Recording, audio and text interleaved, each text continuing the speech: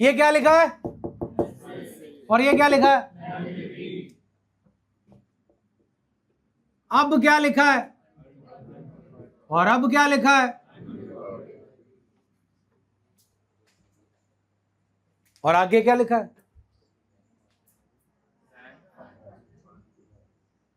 इसका ट्रीटमेंट पता आपको? बोलो, इसका ट्रीटमेंट पता है? तो सेम इसका है। क्यों? क्योंकि अनरिकॉर्डेड चीज को रिकॉर्ड करने की जरूरत क्यों नहीं है? अरे रिकॉर्ड करोगे तो फिर ये काम करना पड़ेगा। पहले रिकॉर्ड करने के लिए एसेट टू रियलाइजेशन, फिर खत्म करने के लिए, तो फिर ना पैदा करो ना खत्म करने की टेंशन। सिर्फ किस चीज की टेंशन? पैसे की। तो चाहे अनरिकॉर्डेड एसेट है चाहे एसेट है रिकॉर्डेड, बिकेगा, पार्टनर लेके जाएगा या लायबिलिटी को दे दिया जाएगा। Same is the case with unrecorded liability. Is that okay जी? नेक्स्ट इलस्ट्रेशन जी, illustration 6। Illustration 6।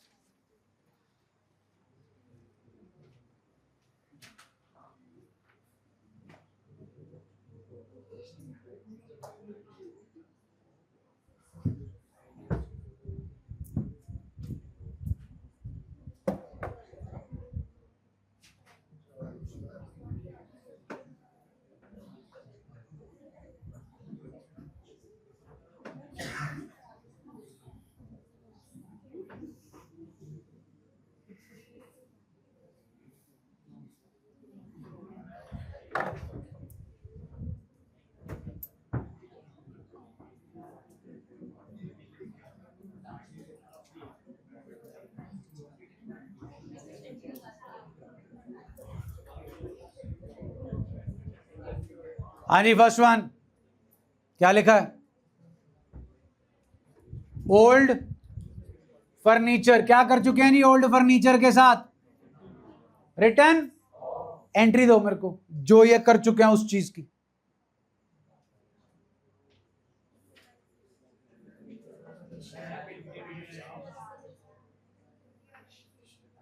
Depreciation to furniture,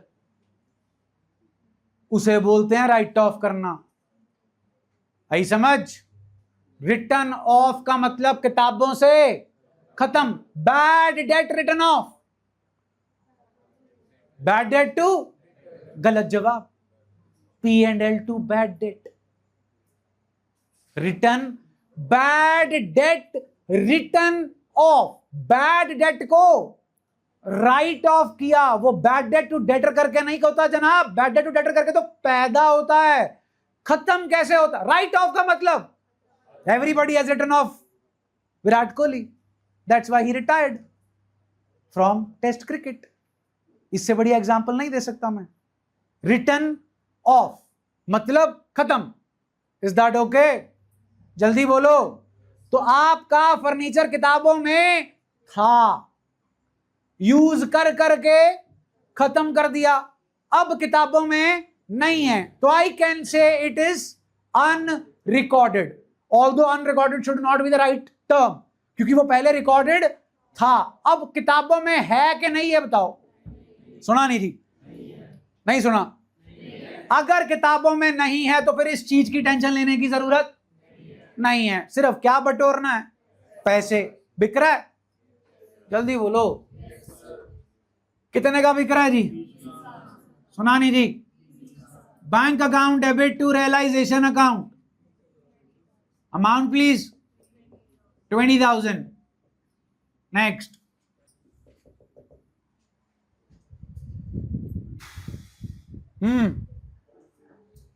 again journal एंट्रियां सुन लो। पुराने जमाने में जेड को माल बेचा होगा, जेड टू सेल्स, फिर जेड ने पैसे देने से मना कर दिया, bad debt to Z, Z खत्म हो गया। फिर जिस साल बैड डेट हुआ होगा उस साल P&L to bad debt, bad debt भी खत्म हो गया, कुछ नहीं बचा, कुछ भी आज पैसे मिल रहे हैं, बटोर लो। Bank to, bad debt recover मत करने लग जाना। ले आओ अमाउंट 7,000। लो जी, नेक्स्ट।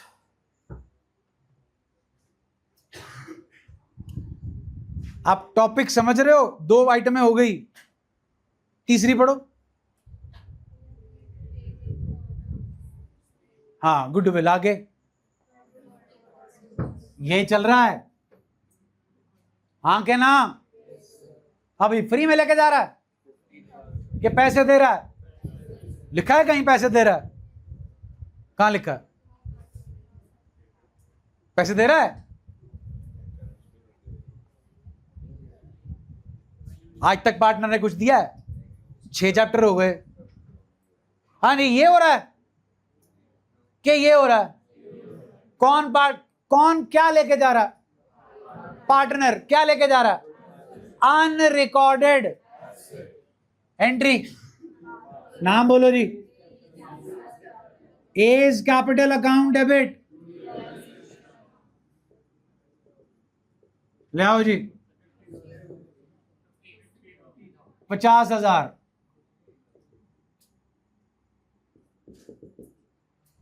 डन है जी। नेक्स्ट।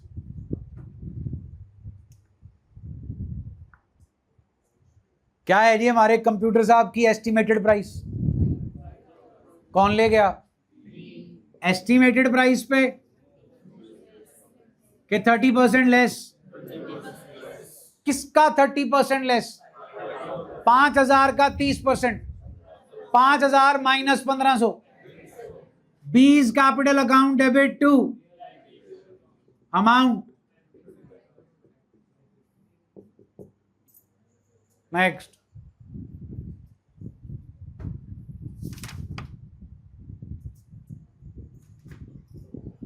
हाँ जी बोलो जी, बोलो। क्या है कॉस्ट स्टॉक की? किताबों में से आज की डेट में उसकी वैल्यू क्या है? कौन ले गया? ए और B. A is capital account debit, B is capital account debit to कैसे? What's the profit sharing ratio? 1:2। All good जी। नेक्स्ट।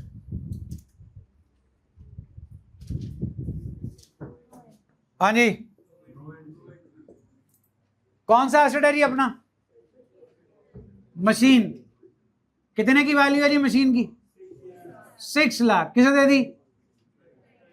क्रेडिटर को। कितने का क्रेडिटर है पता आपको? कितने का क्रेडिटर है पता आपको? मेरे को पता है 4,80,000 का। अब आप पता लगाओ मशीन कितने की थी? उसने कितना डिस्काउंट दिया मशीन पे? क्यों दिया? हमने क्यों एक्सेप्ट कर लिया? बिकॉज हमने उसके कितने देने होंगे? 4,80। अपनी मशीन की वैल्यू मार्केट में कितनी पड़ेगी? 4,80।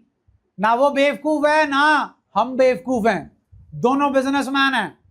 तो अगर वो हमारी मशीन को 6 लाख वाली को 20% डिस्काउंट पे लेकर जाने को तैयार है तो हम क्यों मानेंगे? क्योंकि हमें भी बेचकर कितने मिलेंगे, तभी नो एंट्री का कॉन्सेप्ट लगेगा। अदरवाइज नो एंट्री का कॉन्सेप्ट अप्लाई ही नहीं हो सकता। बेचो इसे, बेचो मशीन को। बैंक टू रियलाइजेशन अमाउंट लाओ 4,80 और पैसे दो। Realisation to bank amount no entry लिखना पड़ेगा जी। No entry as liability settled by giving away asset. Is that okay जी? जल्दी बोलो।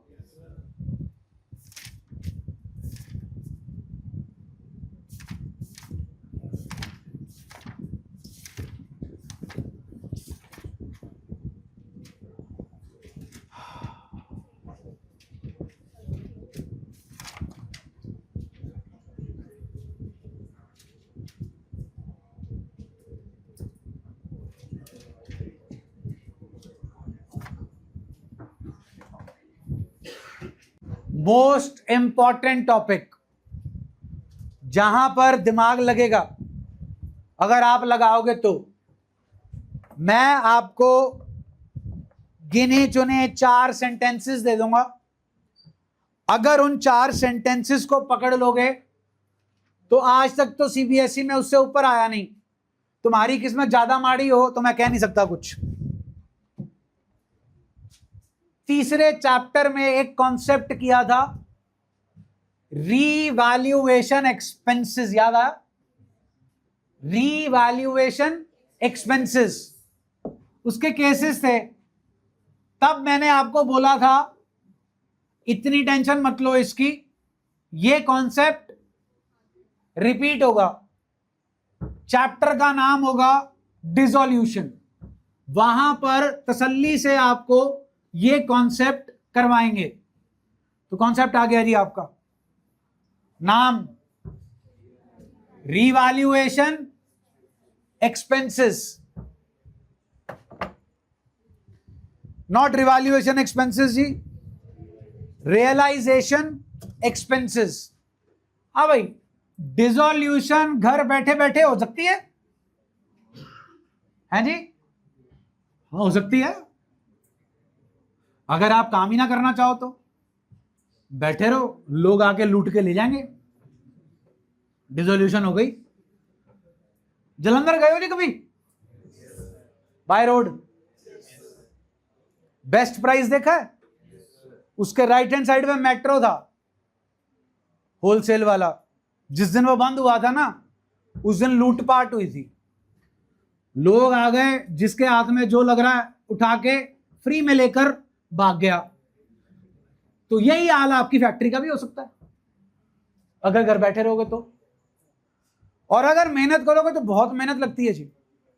अब खुद सोच के देखो, आपने अपने बिजनेस को वाइंड अप करना है, प्रैक्टिकली सोचो कैसे होगा। आपने इंसॉल्वेंसी के लिए फाइल नहीं किया, you haven't filed for bankruptcy, willingly आप अपना बिजनेस बंद कर रहे हो। कैसे बंद होगा? एसेट्स को बेचोगे। खरीदना बहुत आसान है अगर पैसा हो तो, बेचना बहुत मुश्किल है, तोल मोल करना पड़ता है।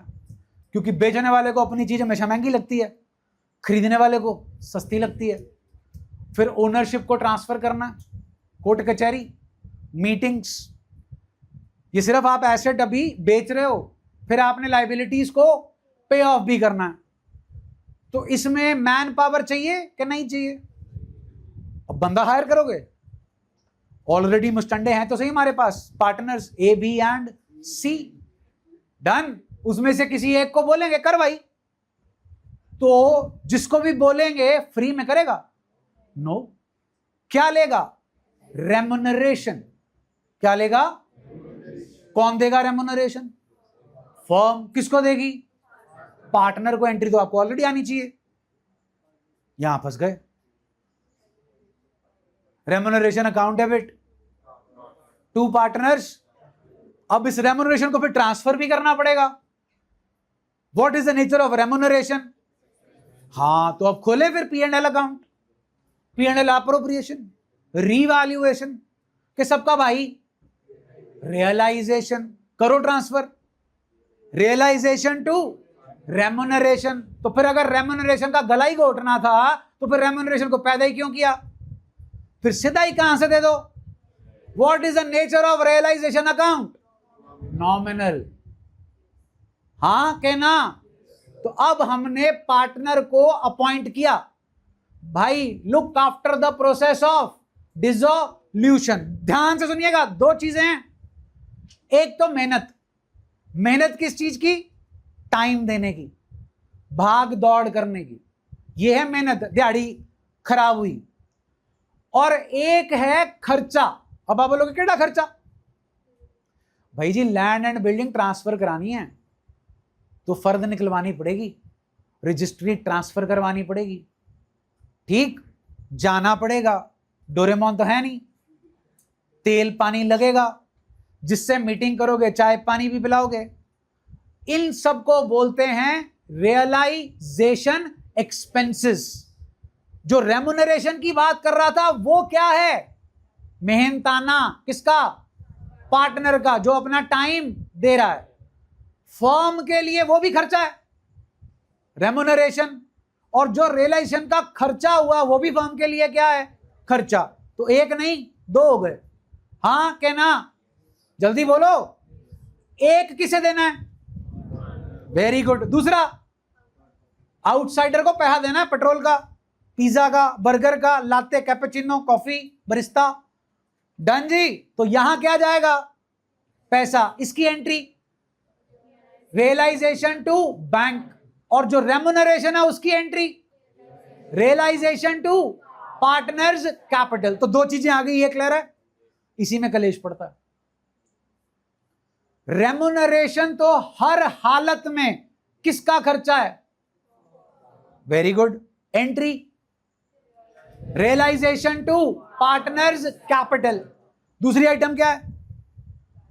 Realisation expenses. ध्यान से सुनिए, नींद से जागिए। Realisation expenses, dissolution expenses, cost of winding up, सब एक ही चीज है। डन। ये किसका खर्चा है?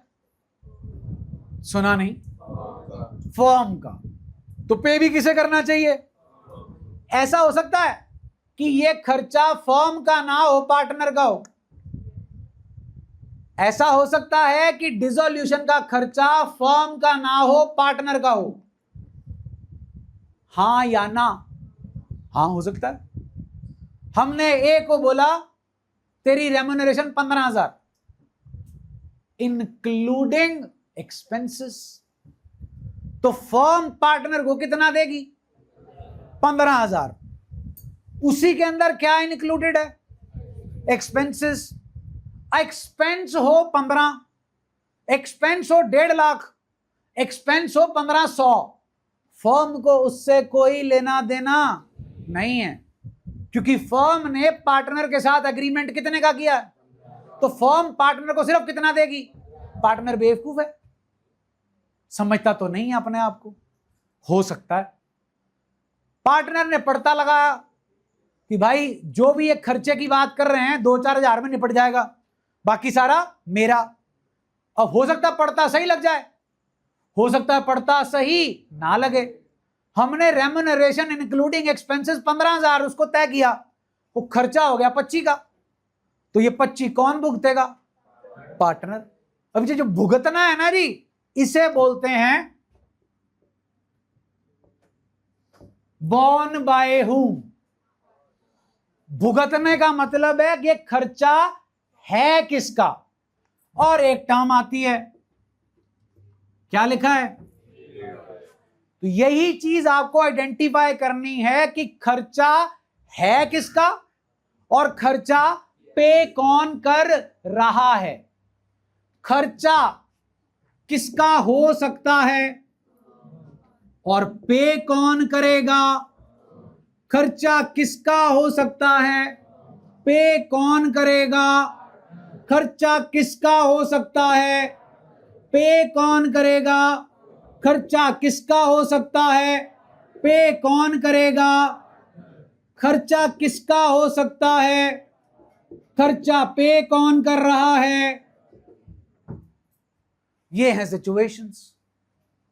5, borne by firm, paid by firm, borne by firm, paid by, borne by partner, paid by, borne by partner, paid by, borne by a partner, paid by. इसके ऊपर करेंगे डिस्कशन कल। डन जी। अभी शांति बना के बैठे रहें।